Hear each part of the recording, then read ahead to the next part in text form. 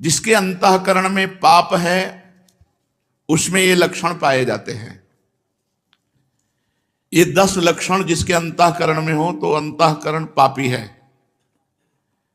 इन लक्षणों का अगर अपने अंदर एक का भी स्थान हो तो नाम जप के प्रभाव से उसको हटा दो, नहीं वो पाप कर्म करवाता रहेगा। पहला, चोरी। किसी की भी चोरी, बहुत प्रकार की चोरी होती है। किसी और महापुरुष की बात छाप अपनी लगा के चोरी हो गई। भागवतिक सिद्धांतों में भी किसी और महापुरुष की बात है और छाप अपनी लगा दी, बात अपनी लगा दी तो चोरी हो गई। जिसकी बात है उसी का नाम लेके बोलो कि पूज्यपाद अमुक महापुरुष ने ऐसे वचन बोले, अपनी छाप नहीं लगानी, चाहे वो पद हो चाहे उनकी शब्दावली हो, उन महापुरुष ने ऐसा कहा।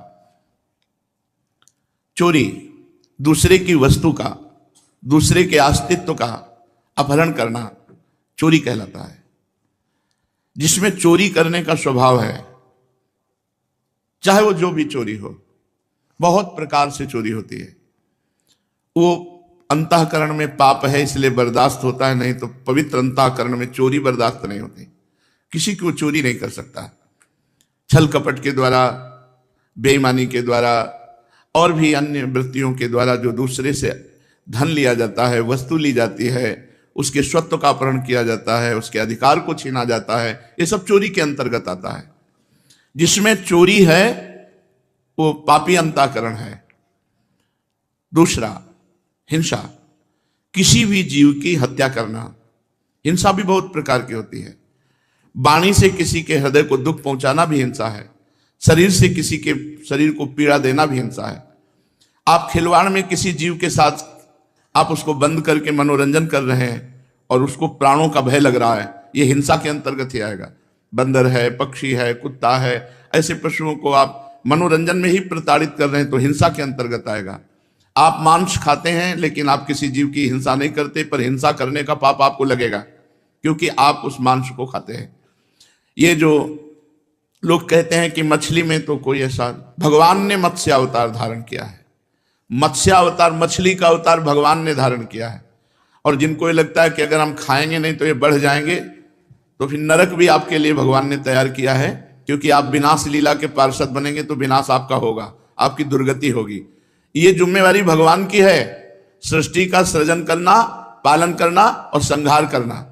अरे भाई, ये भगवान की सृष्टि है, सृजन करना, पालन करना, लय करना, ये भगवान के ऊपर। आप मर्यादा से चलो, जो मनुष्य धर्म है उसका पालन करो, राक्षस धर्म को स्वीकार न करें। हिंसा, जिसके अंदर हिंसा वो पापी पुरुष है, उसका अंतःकरण पाप से युक्त है। चोरी, हिंसा और पराई स्त्री से व्यभिचार, ये पापी पुरुष का लक्षण है। जो माताओं बहनों को देखते ही भोग दृष्टि से देखता है, गंदी दृष्टि से देखता है, जो पराये शरीरों के साथ व्यभिचार प्रवृत्ति करता है, वो पापी हृदय है, वो अंतःकरण पाप में है।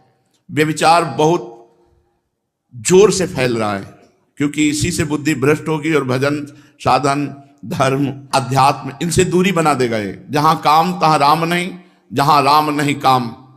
जैसे सूर्य और अंधेरा एक साथ नहीं रह सकता, ऐसे ही भगवत भजन और काम एक साथ नहीं रह सकता।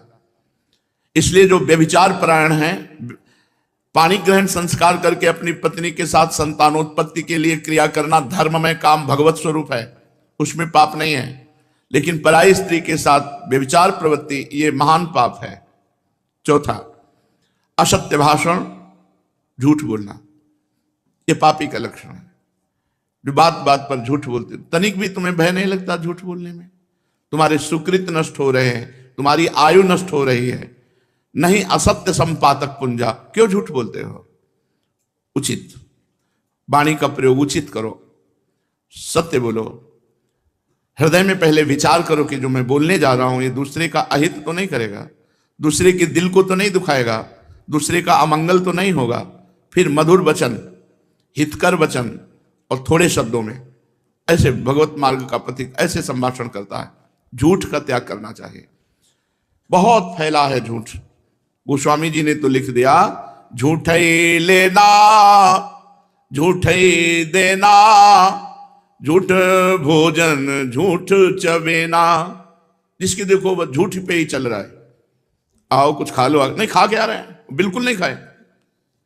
झूठ बोलने का एक ऐसा बात को सजा करके बोले, झूठ बोलकर देखो हम निकल गए। कहां से निकल गए तुम? माया ने फंसा लिया, निकल कहां से गए? तुम्हारे पाप एकत्रित हो रहे, तुमने पाप किया, झूठ बोला।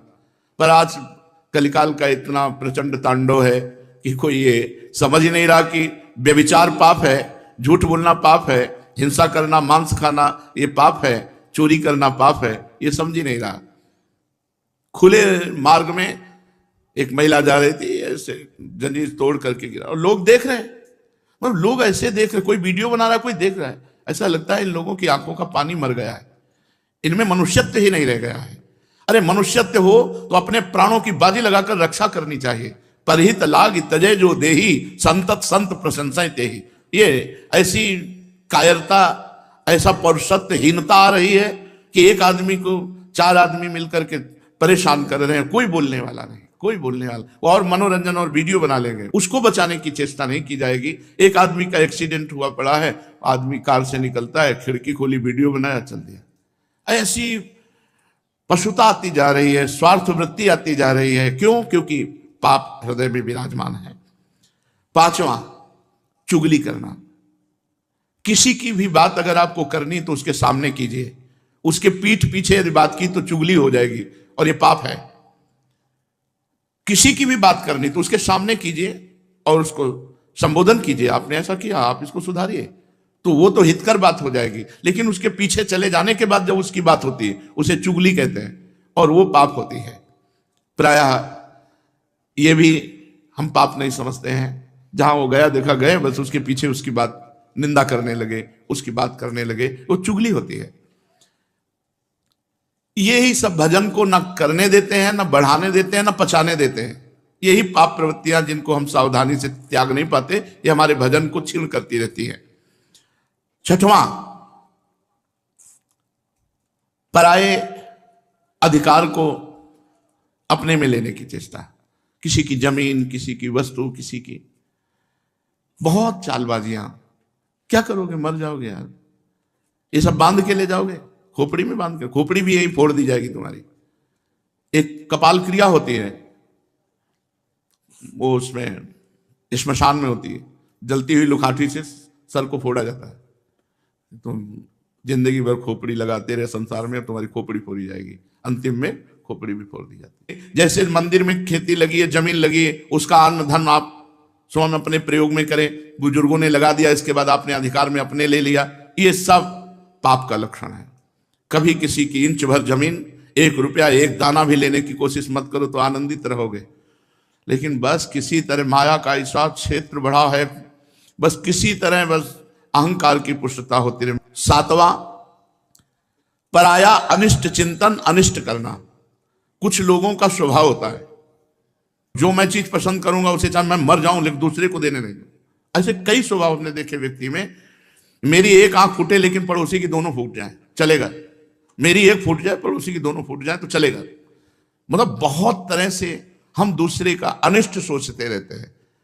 धन्य है उनका जीवन जिनके जीवन में किसी का अनिष्ट सोचने की बात नहीं है। नहीं, प्रायः अनिष्ट, पड़ोसी से पड़ोसी के व्यापार, दुकान वाला पर सामने दुकान वाला, ऐसे आसपास के उस, वो अगर मर जाए, अगर उसका अनिष्ट हो जाए तो मैं खुशी हो जाऊं, मैं सुखी हो जाऊं, ऐसा चिंतन, ये पाप का लक्षण है, ये पापी अंतःकरण का लक्षण है। 8वां, बोलने में अश्लीलता, अश्लील भाषण, गंदी बातें। जब देखो तब गंदी बातें कर दो, गिरी गिरी बातें करना, नीच बातें करना। अरे बात करनी है तो सच्चिदानंद भगवान की करो, सिद्धांत की करो, गीता भागवत की करो, हितकर बात करो। अश्लील गंदी बातें क्यों बोलते हो? पापी पुरुष का लक्षण होता है अश्लील संभाषण करना। पूज्य बाबा ने कहा यदि नाम जप करता है, अश्लील भाषण करता है तो नाम जप का कोई प्रभाव नहीं होगा। और 9वां, असंबद्ध प्रलाप, बेमतलब का बोलने का स्वभाव। ऐसे लोग पाप हृदय होता है, इसलिए ऐसे बोलते रहते हैं, असंबद्ध प्रलाप। और 10वां, अभिमान। मैं बस वो अभिमान भरा, ये पाप का लक्षण। जब निष्पाप हो जाओगे तो दैन्य हो जाओगे। अभिमान भगवान के चरणों में समर्पित हो जाएगा। चोरी, हिंसा, व्यभिचार, झूठ, चुगली, परधन की इच्छा, पराया अनिष्ट चिंतन, और अश्लील भाषण, असंबद्ध प्रलाप और देहाभिमान, ये 10 लक्षण पापी में पाए जाते हैं। अगर इनमें से एक भी है तो हटा देना चाहिए। नहीं, भजन में